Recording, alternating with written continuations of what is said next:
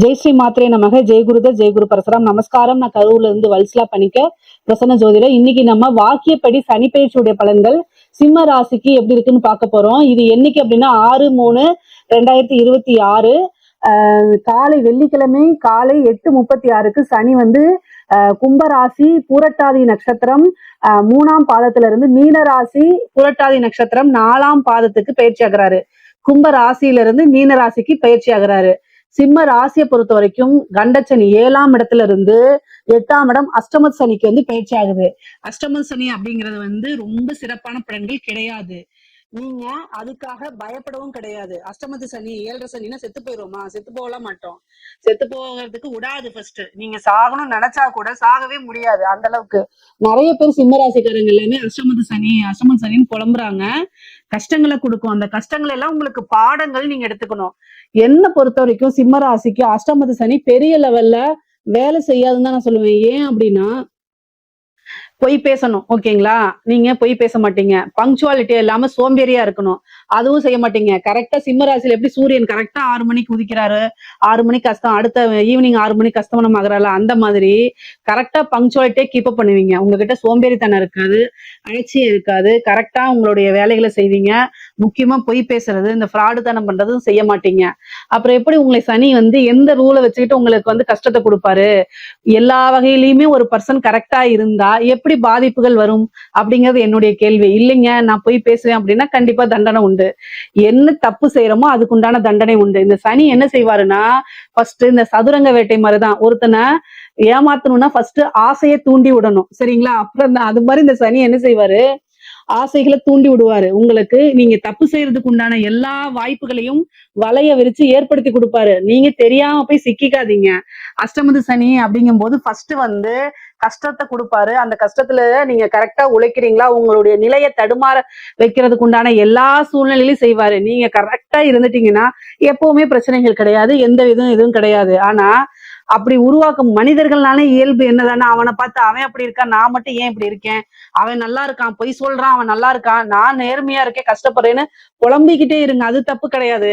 ஆனா அதே மாதிரி அவன் செய்யற மாதிரியே ஃப்ராடுத்தனத்துக்கு எல்லாம் போயிடாதீங்க. யார் ஒருவர் கஷ்டங்களுக்கு மாறாம உங்களுடைய இன்ப துன்பங்கள் கஷ்டங்கள்ல இருந்து அந்த நேர்மையை கடைபிடிக்கிறீங்களோ அவங்களுக்கு 7 சனி அஷ்டமது சனி எந்த விஷயத்தையும் பாதிப்பையும் ஏற்படுத்தாது. இது வந்து பிராக்டிக்கலா நான் பார்த்த அனுபவங்கள். ஆனா என்னன்னா நிறைய புலம்பிக்குங்க. ஆனா கொஞ்ச காலங்கள், இந்த காலம் கடந்துச்சு அப்படின்னா வாழ்க்கையில நல்ல செல்வ செழிப்போட சூப்பரா இருப்பீங்க. பொதுவாவே அஷ்டமது சனி ஒரு உயிர்கண்டத்தை கொடுக்கவே கொடுக்காது. இது தவறானது. நிறைய பேர் அதை கேட்கறனால அதை நான் சொல்றேன். அதாவது நம்ம போய் சாகணும்னு நினைச்சா கூட சாக விடாதுங்க. இருந்து நீ அவ்வளவு சீக்கிரம் போயிருவியா? ஃபர்ஸ்ட் என்னோட விஷயங்கள் எல்லாம் அடின்னு அடிச்சு செத்தலாங்கிற அளவுக்கு கொண்டு போய் ஆனா காப்பாத்தி விட்டுருவாரு. அந்த மாதிரிதான் இந்த சனி வேலை செய்யும். பொதுவா நம்ம மனசை இறுக்கமா அப்படியே புளிஞ்சா எப்படி வலிக்கும் அந்த மாதிரி எல்லா வலிகளையும் கொடுப்பாரு. ஆனா அதுல எல்லாம் நிலை தடுமாறாம இருங்க. சோம்பேறித்தனத்தை விட்டுட்டு சுறுசுறுப்பாகுங்க. ஒரு முடிவு எடுக்கிறதுல பிரச்சனைகளை கொடுப்பாரு. அந்த முடிவு தவறான வழியா ரைட்டான வழியாங்கிறதுல நிறைய குழப்பங்கள் இருக்கும். நம்ம எடுக்கக்கூடிய முடிவு கரெக்டா அப்படின்னு நிலை தடுமாற வைக்கும். இது நமக்கு கரெக்டா இது அப்படின்னு. ஒரு வேலைக்கு ட்ரை பண்ணுவீங்க, வேலை கிடைக்காது. சரி வேற எதுக்காவது போலான்னு நினைப்பீங்க, அதுவும் கிடைக்காது. பிசினஸ் ஸ்டார்ட் பண்ணுவீங்க, லாஸ் ஆகும். அதாவது வீட்டுல போய் இது பண்ணலாம்னா அங்களும் மன நிம்மதி இருக்காது. இந்த மாதிரி ஒரு மனுஷன் ஒரு மனுஷியோ எங்க போனாதான் ஆதரவு இருக்கு அப்பாடா அப்படின்னு உட்கார அளவுக்கு தான் ஏற்படுத்தும். ஆனா கவலைப்படாதீங்க, நல்லா இருப்பீங்க. எல்லா விஷயங்களும் தாண்டிதான் வரணும். ஒரு மனிதருக்கு எப்பவுமே வந்து பல கஷ்டங்கள் வரும். ஆனா அதுல இருந்து தாண்டி யாரு வராங்களோ அவங்கதான் உயர்ந்த மனிதரா இருப்பாங்க. வாழ்க்கையில எல்லாரும் அண்ணாந்து பார்க்கக்கூடியவங்க, போற்றக்கூடியவங்க, ஜெயிச்சு தலைவனா தலைவிய கொண்டாடக்கூடியவங்க எல்லாம் கஷ்டப்பட்டுதான் வந்திருக்காங்க. நம்ம கும்பிடக்கூட தெய்வங்களே, நம்ம இப்ப ட்ரெண்டிங்ல இருக்கக்கூடிய முருகன் எடுத்துக்கோங்க. அப்பா அம்மா கிட்ட கோச்சுக்கிட்டு என்ன செஞ்சுட்டாரு, பழத்துக்காக தனியா இருந்துட்டு வந்திருக்காரு இல்லையா? அவரு அப்பா அம்மா வந்து பார்ஷியாலிட்டி பார்த்தாருன்னு அவருக்கு கோவம் இருக்கு இல்லையா? சோ அவரும் கஷ்டப்பட்டு தானே வந்திருக்காரு. அவரோட வாழ்க்கையிலயும் கஷ்டங்கள் இருக்கு. எந்த தெய்வங்கள் எடுத்தாலும் சரி, நம்ம அம்மனுக்கு இல்லாத கஷ்டமா? நான் ஒரு உபாசகி. ஆனா அம்மனுடைய புராணங்கள் படிச்சு தேவி மகாத்மியம் படிங்க. அவங்க எவ்வளவு போர் புரிஞ்சு எவ்வளவு கஷ்டப்பட்டு வந்திருக்காங்கன்னு தெரியும். அது மாதிரி நம்ம கும்பிடுற தெய்வங்களே வந்து பாத்தீங்கன்னா கஷ்டப்பட்டுதான் வந்திருக்காங்க. சோ அப்ப நம்ம மனுஷங்க நமக்கு கஷ்டங்கள் இருக்காதா? கஷ்ட காலங்கள் எப்பவுமே வாழ்க்கையா இருக்காது. எல்லா விஷயங்கள்ல இருந்து மாறி கட்டாயம் வருவோம். நீங்க கடுமையா உழைக்க பழகிக்கங்க, அவ்வளவுதான். சிம்ம ராசியை பொறுத்த வரைக்கும் நல்ல கடுமையாக உழைக்கணும். உங்களுடைய இது வந்து அஷ்டமத்து சனி பாதிப்பை ஏற்படுத்தாத வண்ணம் பாதுகாக்கிறதுக்கு நீங்க வழிபாடு பண்ணணும். என்ன வழிபாடு பண்ணணும் அப்படின்னா, ஆஞ்சநேயர் வழிபாடு, கால பைரவர் இதை கம்பல்சரி பண்ணணும். சனிக்கிழமை ஈவினிங் நைட்டு வந்து பாத்தீங்கன்னா, சனிக்கிழமை கால பைரவர் வழிபாடும் ஆஞ்சநேயர் வழிபாடும் கட்டாயம் நீங்க பண்ணுங்க. இது வந்து என்னன்னா தலைக்கு வர்றது தலைப்பாயோட போயிடும். அந்த மாதிரி ஒரு விஷயத்த கொடுத்துரும். அஷ்டமம் அப்படிங்கிறது 8ஆம் இடம்ங்கிறது என்னன்னா, ஒரே ஒரு விஷயம் இருக்கு. உங்களுக்கு வந்து சனி கெட்டவர், கெட்டவன் கெட்டிடில் கெட்டிடும் ராஜயோகம்னு ஒரு இது இருக்கு. 6 8ல போய் இருக்கிறாரு. அப்ப என்ன அப்படின்னா, கடன் ரீதியா இருக்கக்கூடிய பிரச்சனைகளுக்கு நிவர்த்தி வரலாம். திடீர்னு ஒரு யோகம் ஜாக்பாட் அடிக்கிறதுக்கு உண்டான அமைப்புகள் வரலாம். திடீர்னு ஒரு இன்சூரன்ஸ் பணம் வரலாம். ஏதாவது ஒரு எதிர்பார்க்காத பணம், காசு பணம் அப்படிங்கிறது வரதுக்கு உண்டான வாய்ப்புகளும் இருக்கு. பொதுவா அஷ்டமம்ங்கிறது மனசை கஷ்டப்படுத்தக்கூடிய ஸ்தானங்கள். அது பெருசா நல்ல ஸ்தானங்கள் இல்ல. உங்களுக்கு வந்து அஷ்டமத்துல இருந்து எந்த இடத்த பாக்குறாரு? தொழில் ஸ்தானத்தை பாக்குறாரு, 10ஆம் இடத்தை பாக்குறாரு. தொழில் ரீதியா நிறைய மாற்றங்கள் இருக்கு. தொழில்ல வந்து சோம்பேறித்தனமோ அலட்சியமோ இருக்கக்கூடாது. யாரையும் கண்மூடித்தனமா நம்ப கூடாது. இந்த காலகட்டங்கள்ல யாரையும் கண்மூடித்தனமா நம்பாதீங்க. அதே மாதிரி 5ஆம் இடத்தை பாக்குறாரு. 8ஆம் இடத்துல இருந்து 5ஆம் இடத்தை, மனசுக்கு பிடிச்சவங்க உங்களை கஷ்டப்படுத்துவாங்க, மனதுக்கு பிடித்தவர்கள் உங்களுக்கு துரோகம் செய்வாங்க. இதெல்லாம் கஷ்டமா இருக்கும். தொழிலை பொறுத்த வரைக்கும் தொழில நல்ல வெற்றி அடைய முடியுமானா, அவரு 2ஆம் இடத்தை பாக்குறாரு, வருமான ஸ்தானத்தை பாக்குறாரு. எவ்வளவு கஷ்டங்களா இருந்தாலும் தொழில இது வந்து என்னன்னா கைவிட்டுறாதீங்க, புடிச்சுக்கோங்க. அதுல இருந்து வருமானம்ங்கிறது வரும். தொழிலுக்கு எந்தவித பிரச்சனையும் இருக்காது. தொழிலுக்காக நீங்க கொஞ்சம் சிரமப்பட்டீங்க அப்படின்னா நல்ல வருமானத்தை ஈட்ட முடியும். அதே மாதிரி இந்த இந்த டைம்ல வந்து வெளிநாடுகளுக்கு ஏற்றுமதி இந்த மாதிரி விஷயங்கள்லாம் உங்களுக்கு நடக்கும். உற்பத்தி சார்ந்த தொழில்களை நல்ல காசு பணம் பார்க்க முடியும். உத்தியோகத்துல இருக்கவங்க ரொம்ப காலகட்டங்கள் சரியில்லாதனால ஒருத்தரை பத்தி இன்னொருத்தர்கிட்ட புறம் பேசாதீங்க. ஒருத்தருடைய குறைய யார்கிட்டயும் சொல்லாதீங்க, உங்க மனசுக்குள்ள வச்சுக்கோங்க. உங்களுக்கு ஒருத்தவங்க பிடிக்கல, பிடிச்சிருக்கு, இது வந்து எல்லாமே மனசுக்குள்ளதான் வச்சுக்கணும். பிடிச்சிருக்குனாலும் வெளியில காமிக்காதீங்க, பிடிக்கலைனாலும் வெளியில காமிக்காதீங்க.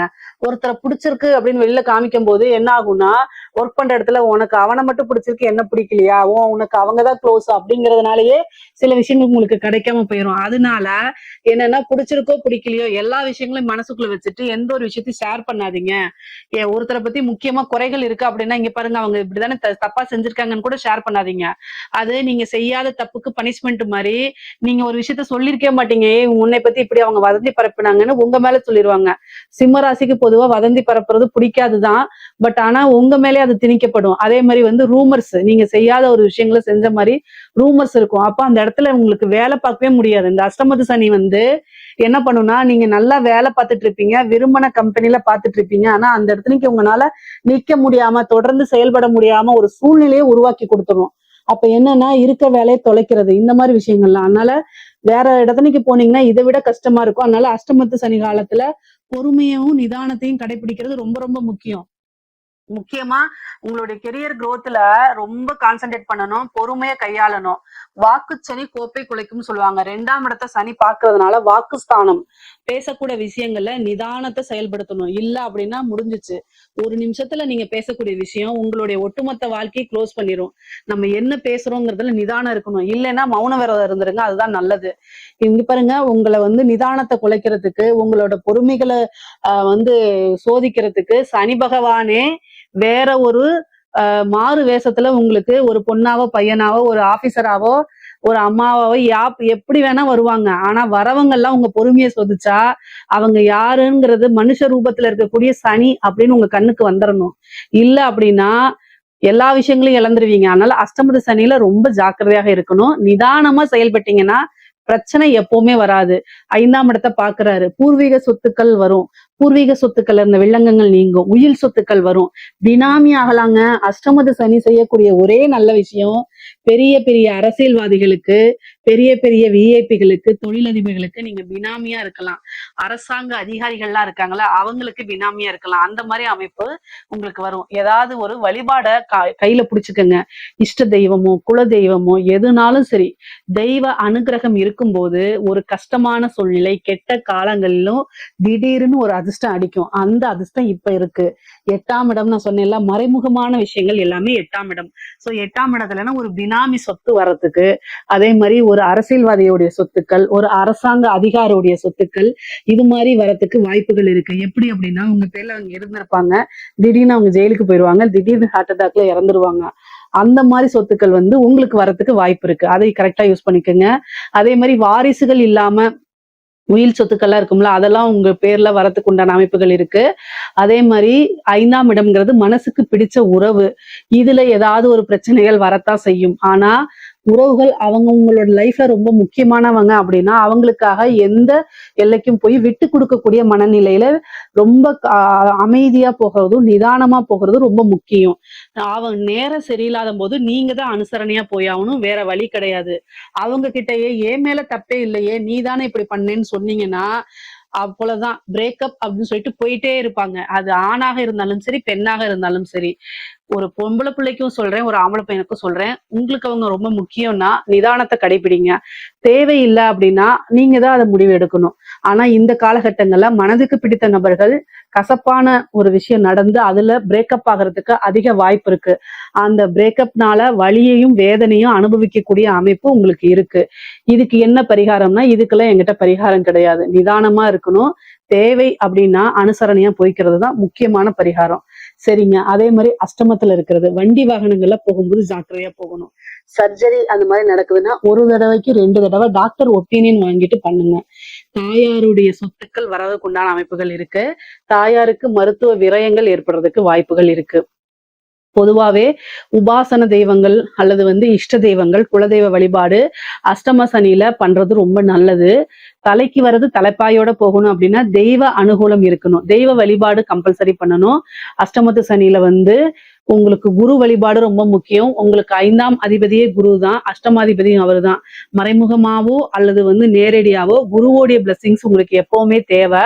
அதனால குருநாதர் வழிபாடு, குருநாதர் கிட்ட ஆசீர்வாதம் வாங்குறதெல்லாம் பண்ணுங்க. முடிஞ்ச அளவுக்கு நிதானத்தையும் பொறுமையும் கடைபிடிச்சிட்டீங்கனாலே போதுமானது. குடும்பத்துல இணக்கமான சூழ்நிலைகள் உருவாகாது. உங்களுக்கு எது தேவையில்லை அப்படிங்கிறத ரொம்ப தெளிவா இருந்துக்கங்க. கன்ஃபியூஸா இருந்தா முடிவெடுக்கிறத தள்ளி போடுங்க. குழப்பமான மனநிலையில முடிவெடுக்காதீங்க. அது கட்டாயம் நல்லதுக்கு வழிவகுக்காது. குடும்பத்துல ஒரு சில விஷயங்களை செய்ய சொல்லி நிர்பந்தப்படுத்துவாங்க.